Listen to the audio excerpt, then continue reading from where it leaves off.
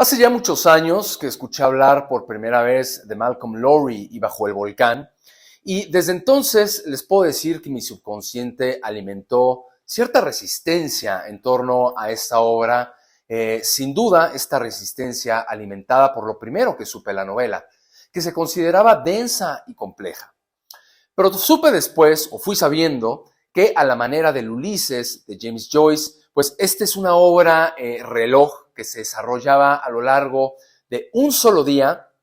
y que también se servía del monólogo interior como uno de los principales recursos narrativos. También que se ambientaba en México, en la ciudad de Cuernavaca, en la que vivió su autor, y que el día en el que se desarrolla la novela es nada más y nada menos que nuestro tradicional Día de Muertos. ¿Cómo entonces resistirse a esto? Quizá por todo ello, cuando vi que Random House o literatura Random House reeditaba la obra maestra del escritor inglés en la primera y célebre traducción de Raúl Ortiz y Ortiz, supe que había llegado el momento de enfrentarme a esta novela monumental, considerada como una de las principales obras o más sobresalientes del siglo XX y una de las más importantes de las letras mexicanas.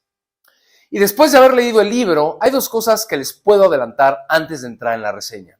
Bajo el Volcán es, sin la menor duda, uno de los mejores libros con los que me he topado en mi vida y uno de los que más han logrado obsesionarme durante y después de su lectura. Y lo segundo, que está lejos de ser solo un libro sobre México, país que en estas páginas se convierte en una metáfora universal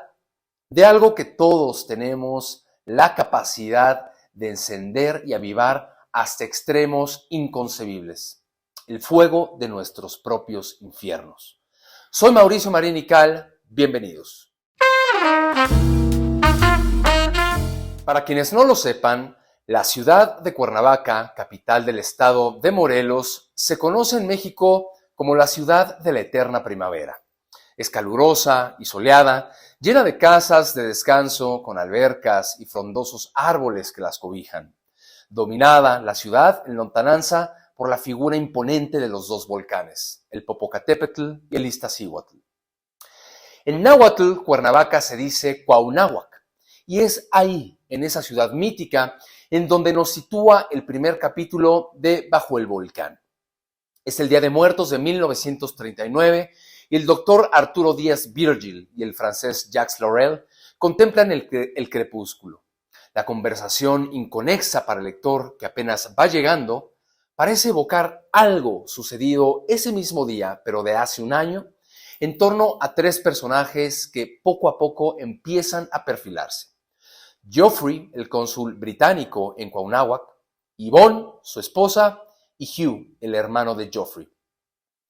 Como decía, todo va llegando al lector como el eco de un pasado que arroja su sombra ominosa sobre un destino que parece haberse sellado.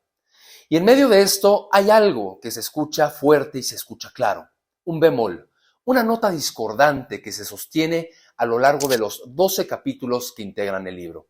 Uno por cada una de las horas del día que transcurren y terminarán cerrando un círculo, porque ese primer capítulo es también el último del libro. ¿Y qué triunfo constituye esa apertura que se convierte ya desde sus primeras líneas, con sus alusiones y metáforas, en una premonición que se cierne implacable sobre el lector y los protagonistas condenados a la catástrofe de la autodestrucción? Pero ¿qué es lo que evocan esos dos personajes en medio de la tristeza y la desolación del crepúsculo de ese Día de Muertos? Pues bueno, la respuesta comienza con el segundo capítulo, en el que el tiempo narrativo ha retrocedido justo un año para situarnos en el Día de Muertos, pero de 1938 a las 7 de la mañana ahí mismo en Cuauhnáhuac,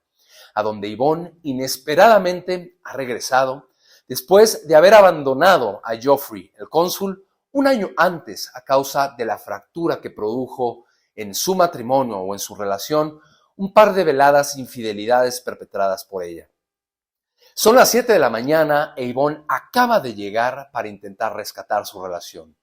Y el día brillante promete, Porque a pesar de todo, Joffrey anhela, por sobre todas las cosas, que ella regrese para recuperar su matrimonio, su vida juntos y dejar de una vez por todas el mezcal que lo ha esclavizado a la tristeza de un alcoholismo implacable. Es en un bar, en medio del eco de una noche de baile y de una borrachera larga que se resiste a ceder terreno a la resaca, que el reencuentro imposible entre este Adán y su Eva finalmente se produce. Como decía, la ciudad de Cuernavaca o Cuauhnáhuac en la novela es luminosa, arbolada y soleada. De ahí que no cueste mucho establecer en la novela un paralelismo entre este lugar y un paraíso, con una especie de Edén o jardín del Edén, que sin embargo parece haberse corrompido, el paraíso perdido, que ha perdido además todo esplendor.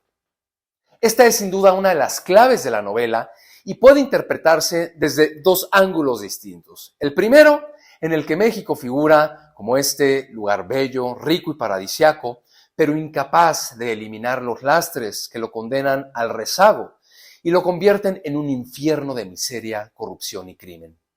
Y por otro lado, un segundo ángulo en el que México simboliza ese mundo propio, el mundo de todos, sobre el cual, como individuos, podemos ejercer las fuerzas capaces de convertirlo en un paraíso, pero también en nuestro propio infierno. Malcolm Lowry se las ingenia para yuxtaponer las dos caras de esta misma moneda y demostrarnos, ora una, ora otra, por medio de un juego de percepciones y puntos de vista que inevitablemente abrazan la dualidad e idiosincrasia de este país. Todo ello a través de la cosmovisión de estos tres extranjeros que han venido a Cuauhnáhuac, pues huyendo de un pasado marcado por el fracaso, la pérdida y la decepción. De ahí que Bajo el Volcán sea necesariamente una demoledora novela sobre las luces y sombras de este México y su gente, pero también una novela absolutamente universal, permeada por el contexto de la Segunda Guerra Mundial y desde luego el mundo interior de los personajes, que anhelan algo que parece habérseles escurrido entre las manos hace mucho tiempo. La proeza narrativa, que tomó 10 años construir a su autor, consigue mantener de principio a fin, con una consistencia casi inconcebible, una emoción regente para la cual conspiran con diabólica precisión, entre otros elementos, como la descripción del paisaje, el uso de símbolos, el manejo elástico del tiempo, el equilibrio entre el monólogo interior y un narrador omnisciente. Además, desde luego, de un complejo entramado de referencias internas, pero también externas. Así, una barranca, un indígena, un caballo, el anuncio de una pelea de box y el volcán nos van diciendo algo que se funde con el retablo multicolor de la fiesta y la algarabía, pero también con la melancolía y la resignación que hay en los ojos de la gente y las costumbres de este país y su vida que puede ser tan provinciana y rural. Luego está, claro, todo ello filtrado por la mirada del cónsul, su irremisible alcoholismo y la obstinación de quien es incapaz de ser consciente de su propio hundimiento, de escuchar y abrazar la salvación. Y si fue Joyce quien intentó traducir al lenguaje escrito la forma caótica y abstracta en que opera nuestro pensamiento, hay que concederle a Lowry el prodigio de traducir al lenguaje escrito la manera en que un alcohólico filtra el mundo exterior y lo procesa en esa clase de pensamiento que va perdiendo coherencia y piso con la realidad de forma tan gradual, pasando por la euforia y la introspección, y todo esto a medida que sigue bebiendo hasta creer que ha alcanzado la sobriedad. En este sentido, Bajo el Volcán es, créanmelo, también un monumento al estilo y la forma, al arte, con su complejidad, es cierto, pero con la recompensa inmensa de hallar en cada escena, en cada palabra, en cada diálogo, una intención, una emoción que terminan por impregnarlo todo, incluida, por supuesto, la mente del lector, irremediablemente atormentada ya por la ominosa cercanía del volcán y la intuición de lo irremediable. Miren, hay libros a los que es imposible hacerles justicia en cualquier intento de resumirlos o contenerlos. Pero lo que sí puedo decirles es que leer Bajo el Volcán ha sido una experiencia intensa y dolorosa, no solo por la biografía de sus personajes y el destino que parece acecharles,